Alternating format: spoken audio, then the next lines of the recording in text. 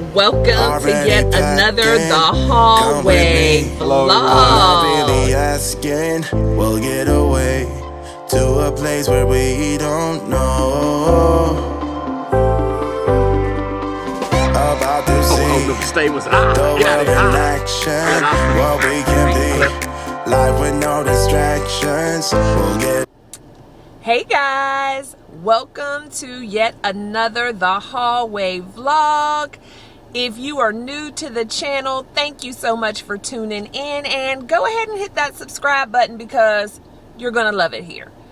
So it's another weekend with The Hallway. We're just hanging out, headed out to go get something to eat at one of our little local spots, a spot that we used to go to a lot when we first met and were dating, which is what gave me the idea to kind of incorporate our dating story and how we met and all that in this vlog. And plus, we got a couple of requests for that. So I have shared bits and pieces of it in the past. But if you're new to the channel or if you just missed that, that's what we're gonna do. So this is just gonna be kind of a weekend vlog, hang out with The Hallway and hear our story.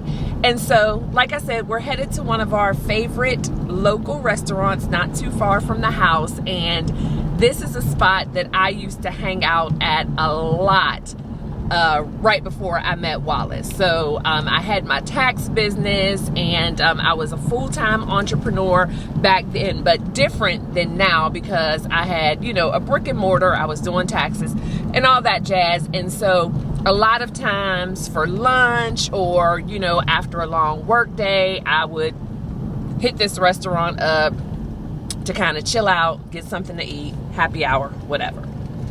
So I don't know if I can call this a first date, but I guess it was kind of a first date. So Wallace used to have a habit of calling me and just asking me where I was. Yeah. And so, okay, I'm kind of getting ahead of myself because we were like straight up just friends in the beginning. Like, I was not interested in a serious relationship at the time. Wallace was just kind of like dating around. You know, he liked me though. Yeah. But he knew I wasn't. She's all right. Boy, don't play. Because it ain't too late to hit the road. But no, but the thing was, I had made it very clear early on that, you know, I wasn't interested in a relationship, and, you know, he kind of was. And so I guess we started out as friends, but we actually kind of started out, I guess, with him asking me out, kind of, but it was just like, yeah, that's not going to happen. But we were just really cool, so we knew we wanted to be in each other's lives. Hey, what you doing? You know, I'm finna go get something to eat. Hey, you know, mind if I come along? Because this is the middle of the day, so it really wasn't. No, I'm not talking about this particular day. I'm just saying how things kind of started with us in general. It was like, you know, you was kind of hitting on me, but you knew I wasn't into a relationship. But we decided to be friends, though. We both enjoyed each other's company and having each other in our lives. So, no, but on this particular day, like I was saying, he had a habit of just kind of calling me, where you at? And back then, when I was single, and to all my single ladies, don't be afraid to do things by yourself. Like, I would go to the movies by myself. I would go out to eat by myself, to happy hour by myself. I wouldn't let the fact that I wasn't in a relationship or maybe all of my girlfriends were busy keep me from doing anything. And so, again, Wallace would call me sometimes to find out where I was at. And so on this particular day, she needed companionship, and I was there for her. Anyway.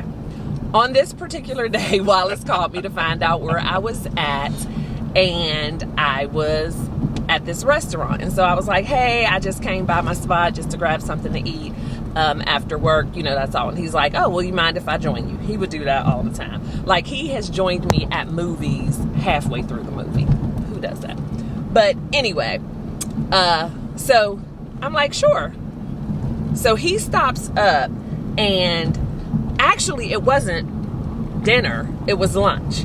So he stops up, he has lunch with me, and we start talking and talking and talking. The next thing we know, after lunch, it has turned into happy hour time. Yeah, because actually I was at work Yes. And I called you about 11 o'clock or so, 11:30, Yes. and asked you what we had going on. And you said, I said, well, you mind if I come hang out with you for lunch? And yeah, and I never went back to work that day. Right. So lunch turns into happy hour, and I was a regular there. So the wait staff knew me. And so they're like, hey, Stay, you've been here for a while. It's happy hour. Do y'all want to get a margarita before you go? And we're like, yeah, we might as well. So, we grab a margarita. And so then the next thing you know, our waiter is coming to us like, hey, y'all are still here, but my shift is over. So let me introduce you to who's going to be taking care of you moving forward if y'all are still going to be here. And by this time, it's like 5:30. We're like, oh, I guess we are going to still be here. And so we end up ordering dinner. So we had the date that never ends, which really wasn't an official date, but we talked for so long. We ended up being there for 6-7 hours. Yeah, at least. It was crazy. We had lunch, we had happy hour, and we had dinner. And so we are headed there now, and we will pick this story back up later. About to leave, already packing. Come with me, I'm not really asking. We'll get away to a place where we don't know. About to see the world in action, what we can be. Life with no distractions, we'll get away. This is what we waited for. Take my hand, we'll make it somehow. We can't miss out. I'm done living life with the lights out. Die with my own doubts. Be free with me. Let's go, let's be free with me.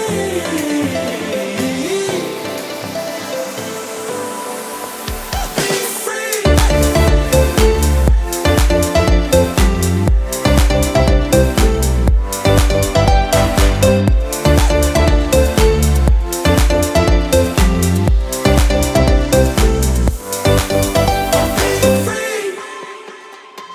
Not looking back, eyes on the freeway, Bonnie and Clyde, a classic cliche. We're on the run, this is what we waited for. Take my hand, we'll make it somehow. We can't miss out. I'm done living life with So we had lunch, happy hour, and dinner. And I think we were both feeling some kind of way, but did we really discuss it after that? Nah, that's about it. No, not really. Yeah, it was just a little like, I don't know what's going on, but we continue to hang out and chat.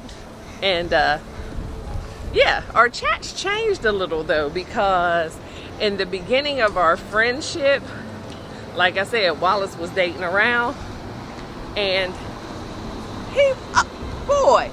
he used to call me after every date and give me all the details. That leads into what I was saying. There's some stuff you share in a relationship, especially the beginning of a friendship, not a dating ship. A friendship that should not be carried to into the relationship. But I'll digress for right now. No, the thing is, he just hates the fact that he told me so much about his dating that I kind of had an upper hand once we started dating, because I knew his moves. He taught me about the phase out. Tell him about the phase out, boss. Tell him about the phase out. No. Okay, I'll tell y'all about the phase out. So he would be dating women and decide that he no longer wanted to date them. But instead of just saying, look, boo, this ain't working for me, he used to implement something called the phase out, which means, okay, you're gonna call me, I'm not gonna answer, and then you may text me and I'll just hit you with a K. You'll ask me if I wanna go out tonight and I'm gonna say I don't feel good or I'm busy. Then eventually I'm really not gonna answer your calls, and basically I'm just gonna wear you out. And so I'm never really gonna have to break up with you. You just gonna kind of get the picture and leave me alone. It's called growing apart from someone. Oh, but is that what you call it? You call it the phase out. Don't play with the people. And so he hated that. after we decided that we were Some in a of them may be relationship. some of them may be watching this. I don't care. It's the truth. Boo, you got phased out. I'm just letting you know. But yeah, he just didn't like the fact that I knew all that stuff. But so after that long 6 to 8 hour date we had at Rio's, he was like, dang, I told you too much. But after that, we just started hanging out more often, and we're gonna take y'all to one of our other favorite spots where we just kind of like to come, chill, and people watch. So hang with us. We'll see you here in just a minute. About to leave, already packing. Come with me, I'm not really asking. We'll get away to a place where we don't know. About to see the world in action, what we can be, life with no distraction. So once all the secrets were out and I knew about the phase out and The whole phase out thing was just a matter of trying to be polite and not wanting to cause any crazy situation or someone not to feel, you know, devalued. I guess that's the whole deal. Just trying to be a nice guy, and you know, no one can ever say I wasn't a nice guy and I did anybody wrong. So, you know, just the whole phase out deal. I call it the phase out because it sounds. Doesn't sound that harsh, but it, you know, it is what it is. You know, it's what you millennials now know as ghosting. Yeah, I guess that was early ghosting. I guess with That's a perfect. little cushion. That's perfect. That's early ghosting. You did respond a little bit, but yeah, he hates that I know that stuff, but I feel like those. Well, that's not really the stuff that we talk about. We talk about how who I was dating. Or, oh yeah, I knew everyone. You know, was those dating, type and situations. Some of them I knew then, like I knew them. Yeah, to me, just you know, maybe that's something y'all should comment about. You know, put in the comments about how do you feel about people being able to bring stuff up from when you were, when y'all were just friends, because we weren't dating, we were just friends in the beginning, and being able to bring those, I'm not gonna say insecurities up, but bring those situations up, or those certain type situations. I know what I know that you invest in a certain thing. So something you should be. With me how you treated Boom Quisha. And then okay, first of all, I never dated anybody named Boo Quisha. Let's be straight with that. You would have. I'm just saying, I'm just trying to protect the innocent. But if I know how you treated Boom Quisha, and then we are full throttle in a relationship, and I'm seeing some of that stuff with you, but it's not when it I comes can't up. say, look, I ain't Boom Quisha. It only comes up when she's taking a shot at me about something. That's the only time it comes up.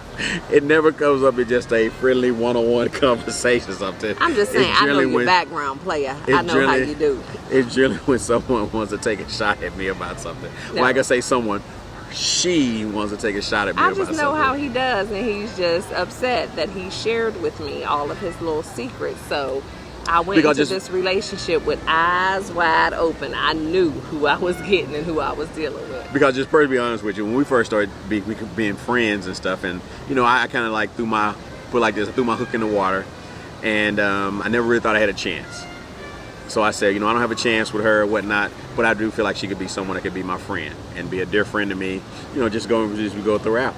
So as my friend, I continue to date and different stuff like that, and I gave you good advice. And what was crazy about it, I would come off a date and I would come home and call her. You know, that was really the crazy thing about it. And we sit there and we talk, you know, a long time, and she would give me her input on certain women that I was dating or something like that, or how she felt about it. Always girl power. Or certain team us. Or certain situations and things like that, how I should deal with it, you know. And that's kind of how our relationship grew. It was very organic how our relationship grew and how we became closer through that. And because she even tried to fix me up with a couple of her friends. I did, because I knew from the time we first met and started building that friendship, I definitely knew he was a quality man about his business. I mean, I knew a lot of his shenanigans as far as dating, but it was never anything like major. He wasn't out here just dogging women or whatever. I mean, he was a grown man having grown man fun with women who, you know, were old enough to know. Right, but I think in that situation, though, you know, this is what I say. She said, like, I was too big a project to put on her friends because she wanted to keep her friends. And she said, I don't want to put this project off on nobody else, so I'll take him on, and we'll I go never from there. said that. That's just what he says. But no, I didn't. There just came a point in time when I realized if he didn't call, we have a day we call Black Sunday. Yeah. Because he called me every day. We already had a routine, even though we were just friends. Black Sunday was that day when it kind of sealed the deal. It sealed the deal. Like, hey, we're actually in a relationship. That's really what's crazy. And about I had a time before Black Sunday. We'll tell y'all about Black Sunday, but y'all know I'm not an original Texan. I'm not from here. I'm from Pittsburgh, Pennsylvania. I lived in Virginia for a while. But when we first started being friends and getting to know each other, it was during Barack Obama's second campaign. Right. And so I wasn't registered to vote yet here in Texas, and I still needed to vote in Pennsylvania and or Virginia. I can't remember, probably Virginia. But anyway, I was needing to leave town to go vote, and it was kind of a last minute thing because it kind of caught me off guard. Like, oh shoot, I'm not registered to vote here. I have to go home and vote. And I was like, oh, I need to tell Wallace I'm leaving town and I won't be here. And then it kind of dawned on me, like, why you need to tell Wallace? And I was thinking, I must like him. Like, is this my boo? And so I called. I didn't know this at the time. Had no idea. I called and told him. I kept that to myself. And then when I came back is when Black Sunday happened. You want to tell them about Black Sunday? Yeah, Black Sunday was one of the deal. I was, deeply, busy with church stuff that Sunday, and had stuff that morning, and I had some stuff to do that evening, and with afternoon rather after the second service, everybody kind of had stuff. Was doing the day, and then at night, I was headed to my dad's house about after the second service. I guess about 6:30 or so. It was getting late in the evening. Yeah, late in the evening, in the sun and all. And she called me and she goes, "Why haven't you called me today?" And I was just thinking, like, I don't know why I haven't called you. I've been busy at church or whatnot. I thought I was getting phased out, y'all, and I really shouldn't have even been getting phased out because we weren't in a relationship. But I gotta admit, I was feeling some kind of way. Yeah, like I said, I didn't know, so I was like, I don't know. And that's when I realized. But when I clicked said, to me, "Why haven't you called today?" How was you feeling? That's what the light switch went on in my head. Like, I don't know. I was feeling some kind of way. Like maybe I should have called her during the day to let her know what was going on. He was like. So then that's why we're like, oh yeah, I need to make sure I call her and let her know. I do touch base with her and let her know what's going on because it just felt kind of awkward. So. Yeah, so that's what we call Black Sunday because that was the day when I had to admit, I'm feeling this dude. Yeah, when we first kind of realized that, hey, this is a relationship. Because, mind you, this has been going, we have been kind of just quote, friends for, I guess, about 6 months or so. Oh, yeah, if not a little bit long, yeah. We've been friends going back and forth on that. So it just kind of, the way that kind of happened. And that just kind of was the start of a relationship. Because, like I said, we're actually in a relationship because we really don't know when it became a true relationship, and that's why we have to mark it as what we call Black Sunday, because that's the day it kind of came true to both of us that, hey, we're actually in this relationship and we're actually feeling some kind of way. And that's when I had to make sure I did the things that I need to do as a man to make sure she knew that I was very interested in her and I wanted to pursue this relationship. So okay, we talk about the phase out, so I started phasing everybody that out. You do. When you realized you had a shot with me, what was it that you did? Oh, I opened up the stable and said, get out of here, I let all them other stallions go. I said, get out of here, I just opened up the gates and freed everybody. Said, all right, no more relationship, no more, because this is where I want to focus all my energy, because this is the one that I think is truly for me, that God has given me, and I want to make sure I don't do anything to jack this up. So at that time, I cut all relationships loose and just mainly focused on her, because, like I say, once in a lifetime type situation, and that was it. And I said, this is who I want to be, this is who I want to be with, this is who I want to grow with, who I want to grow old with, and kind of just went from there. Yeah, and it's been awesome ever since. Oh, it's been a blast. I've grown so much. Yeah, and I think the way that everything went together, of course, it was perfect timing, because nothing happens by accident. And I just love the fact that we have all of these memories and these funny stories and the things that I know about you and the things you know about me. Stuff we'll share through these blogs. Yeah, it is some funny stories. I mean, how you used to tease me about my boo in the McDonald's line. Yeah. So funny. Yeah, That's a y'all. story. That's a I story. was getting free double cheeseburgers. Tell that story. That was funny. So when Wallace and I first met, I had my tax business. I was an entrepreneur. Y'all all know I didn't have a passion for the tax business. So I was still just trying to look for my thing. And I was involved in a multi-level marketing business at the time. And any of y'all who have dealt with multi-level marketing at all, you know that the key to success is just engaging and connecting with every single person you meet. Yes. You never know when this person you meet is going to be that person to take your team, your business to the next level. And so I would be at a lot of meetings and just doing things, and my routine was kind of as I came in late at night, because I would do a lot of presentations for this multi-level marketing company, and so it would cause me to sometimes come home late at night because I'd be driving from Dallas and wherever. And so I had this thing where I would stop at the McDonald's close to my house, and it would be after midnight so I could get myself something to eat and then kind of get my boys the breakfast burritos to have in the oven for the next morning. And there was this young man who worked at McDonald's who would be there every single night. Very professional, just on his job, very personable, polite. And so one night I'm like, you know what? He might be great for my team. And so let me he wanted her on his talk to him team. and give him my business card and let him know about this opportunity, because he's probably tired of working at McDonald's, you know, at midnight and beyond. So let me go ahead and give him my card. Y'all, I gave this dude my card, explained to him my business, and told him, hey, check out the website and give me a call if you think this might be a good fit for you so that you can come to a meeting. I'm at McDonald's, let's say, I know it was after midnight, so just let's say it's 12:30. This dude rings my phone at 1 o'clock in the morning, like, hey, I know why you gave me your card, and, you know, you want to hook up because I've been checking you out just like you've been checking me out. So what do I do after that creepy phone call from McDonald's guy? Is call him. And what did you say? I don't even remember what I said. Like, oh, you know you like that dude at McDonald's.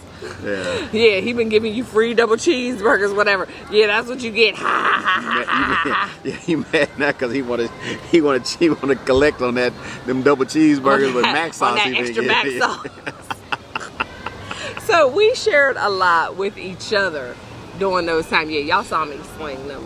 Yeah, y'all saw me whip swing my them hair. back. Yeah, I whip my hair back and forth. But yeah, so we had a lot of fun, a lot of laughs, and There's a lot more in-depth stuff that we kind of did going through that. It's kind of like the little brief overview, but that's really how we started out. And man, it's been a wild ride since then. It's been a lot of fun. And this is one of our favorite spots. We would come down here and just people watch and make up our own stories about people's lives and what we thought. And I don't know, we just really connected, and it's been fun. It's been fun, and I love the way we started. I've never started a relationship like this. Have you?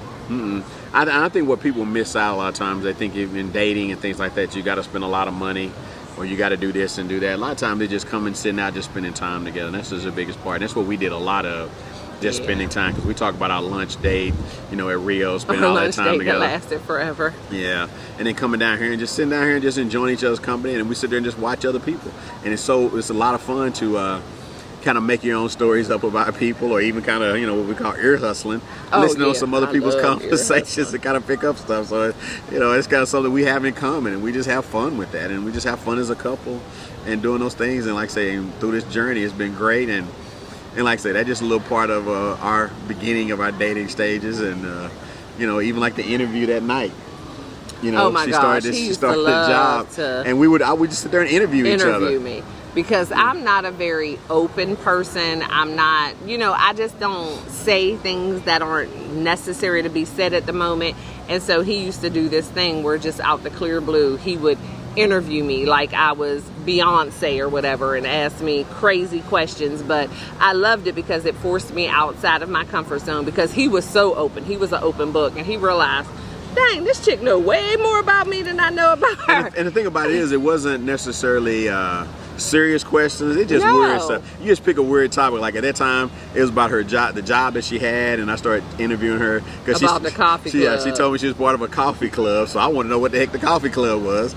So I started asking, just off the wall questions like, okay, so, because everybody had to contribute money to the coffee club. So I was like, okay, so if somebody don't pay that money to the coffee club, who's responsible for going? Did they get their legs broke? Yeah, who's responsible for going and telling somebody that, hey, you can't have any more coffee, because you've been a part of the coffee club? Or if they hadn't paid and they go get a cup of coffee, do you go and knock it out their hands? Or, what do you do in the coffee club? I mean, and we have had times where you have just laughed and laughed and laughed. I mean, just not taking anything too seriously. And I just can accredit him so much for bringing me outside of my comfort zone, just giving me permission just to live, love, and laugh. And that's what I appreciate so much about the way our relationship just organically formed. Is I could have never been that open with anybody else. Yeah, like I said, I think no pressure at all. And I think the way our relationship started out by us being friends before we really became into a relationship is such the glue that really kind of keeps us together, and because we're still those same friends today. Yeah. Well, like, we kick it, we have fun, we laugh, we joke each other, and we just don't take anything too seriously. So. Yeah, that's one thing in life. You can't take yourself too seriously. If you take yourself too seriously and you're afraid to have fun, you will not enjoy life. You will always have something going on. You have to be able to laugh at yourself and laugh at each other. Right. So, yeah, so this is phase 2 of everything, and this was one of our favorite places to come. Sundance Square in downtown Funky Town. Yeah, kind of also leads to the engagement, and we'll show y'all that have spot. To stay tuned to see what happened with that. That was pretty crazy. We probably That's a whole other story. The first engagement or the final engagement. Right, we're gonna have to talk about both. So y'all better sit tight.